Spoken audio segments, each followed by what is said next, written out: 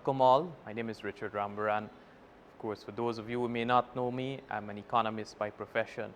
I'm given the task, of course, here today by Georgetown Capital to chat a bit with you on the petroleum sector, local content, and what particularly has been happening in the Guyanese context. So it's no small secret at this point that Guyana has one of the most promising emerging markets within the global context. This is even taking into consideration the pandemic.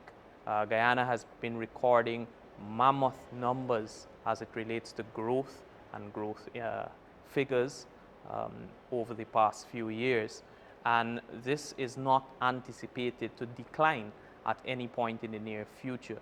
And a lot of this and a lot of the attention has been driven by the petroleum sector. Now, Guyana, of course, has been seen as being this blessing, if you will, within this Caribbean region, as it's particularly oriented to becoming the regional powerhouse as it relates to energy and the entire energy construct and transition, and that discussion that has been happening globally. But in Guyana, with more than 10.5 billion barrels of proven reserves, and that's just on the oil side of it, one can anticipate that what is happening within the local economy will continue to have positive impacts on the entire economy. But particularly, how is this relevant for you as an investor, or for you as someone looking on in Guyana, or someone who is even in Guyana and you want to understand what it is that is happening? One might think that there are these great opportunities that are spoken about, but it is never pertinent to an individual who may not have had a tremendous amount of capital, who may not have had a tremendous amount of experience in the oil and gas sector.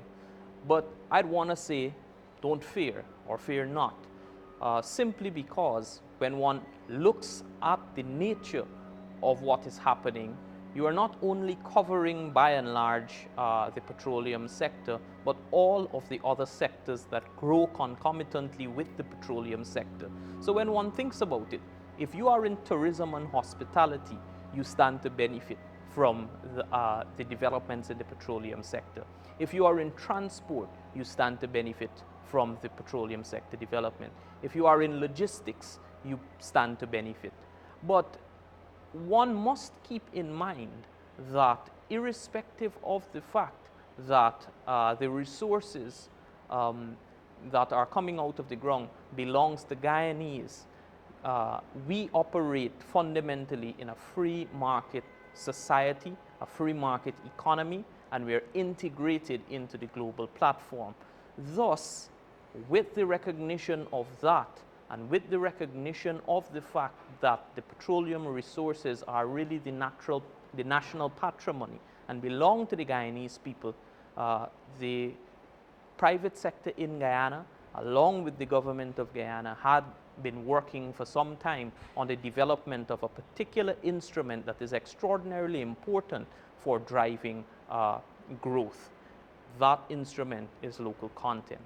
And local content, now in its form of being a legislation in Guyana in December 2021, assented to by His Excellency the President, provides a legislative instrument and a platform and a framework by which locals can benefit from the oil and gas sector and all of the other sectors that support the oil and gas sector.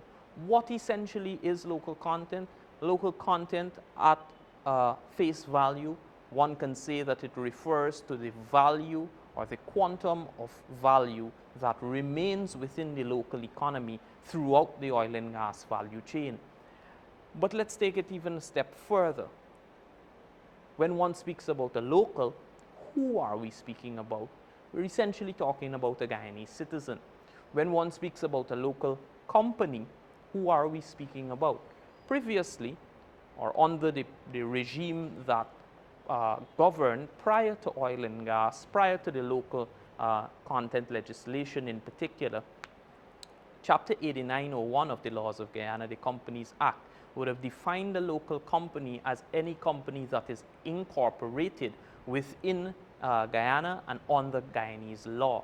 However, the local content legislation has now changed that, and essentially the local content legislation identifies that the Guyanese company is one that is 51% owned by Guyanese citizens or a Guyanese citizen, 90% of the workforce to be occupied by Guyanese citizens, and 75% of senior management to be Guyanese. This is extraordinarily important because what this does is that it sets you up as a Guyanese to say, really, here are the opportunities for me to be employed, for me to be a partner, for me to even enter into senior management in roles that perhaps previously would not have been available readily to Guyanese. Local content legislation, particularly in the first schedule, describes that there are 40 sectors, and more particularly subsectors, where procurement being done by the oil and gas companies, as well as their tier 1 contractors or their prime contractors that come under them, they have to procure a particular percentage from these enterprises that are in those subsectors that are qualified as Guyanese companies. That in itself, when one thinks about it, lends itself to a tremendous amount of opportunity for anyone who is seeking to invest, anyone who is seeking to partner, anyone who is seeking to understand where it is that you ought to develop your skill sets. So when one looks at that first schedule of the Local Content Act 2021, just go all the way to the back of the legislation and you'll see it being listed there. Those 40 areas provide tremendous signals and a major impetus for Guyanese who are looking to do the activities that I would have mentioned. It must be noted, however, that whilst there is a birthright, if you will, for Guyanese to their natural patrimony, and whilst there is an instrument called local content in place, someone should not run away with the idea that they are by and large only or authorized to obtain this natural resource and obtain the benefits accruing from this natural resource without strong competition, without developing themselves to an international level, and really without ensuring that you are putting the best foot forward or the best that you can do.